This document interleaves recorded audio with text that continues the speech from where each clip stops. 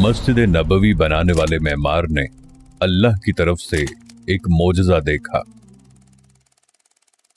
मिस्री इंजीनियर और architect doctor Mohammad कमाल इस्माइल, जो 1908 में पैदा हुए और अफसोसनाक तौर पर 2008 में इंतकाल कर गए, वो पहले इंजीनियर थे जिन्होंने मक्का और मदीना की मसाजिद की तौसी के मंसूबे की मंसूबाबंदी और अमल दरामद शुरू किया।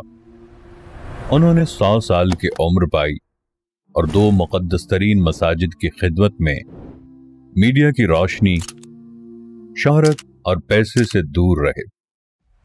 शाह फहद और बिन लादेन कंपनी ने डॉक्टर मोहम्मद इस्माइल को उनके इंजीनियरिंग, डिजाइन और आर्किटेक्चरल निगरानी के लिए अदायगी करने की पूरी कोशिश की, लेकिन उन्होंने इनकार कर दिया। बेशक उन्होंने भरपूर कोशिश की।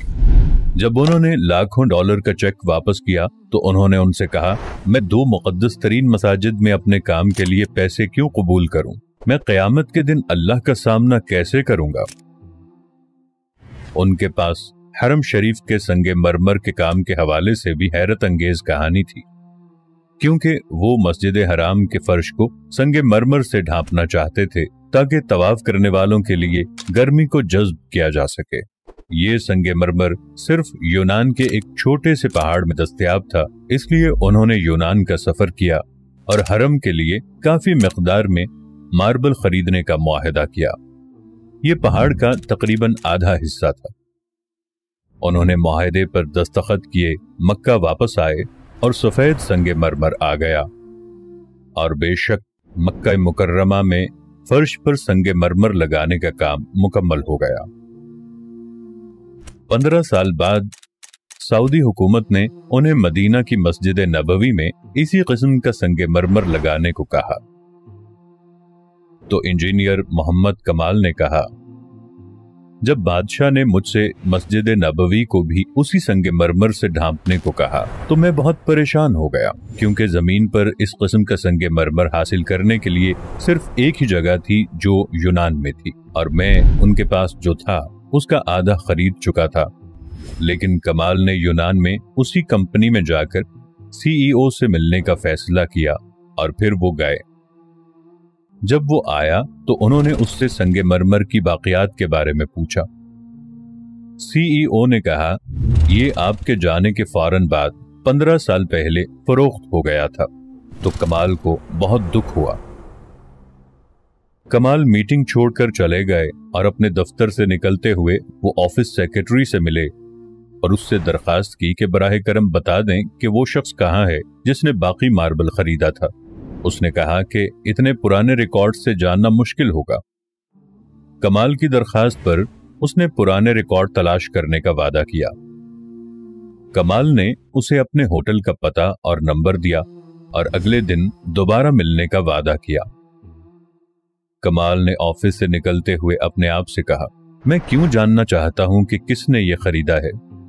अगले दिन एयरपोर्ट जाने से चंद घंटे पहले कमाल को सेक्रेटरी का फोन आया कि उसे खरीदार का पता मिल गया है।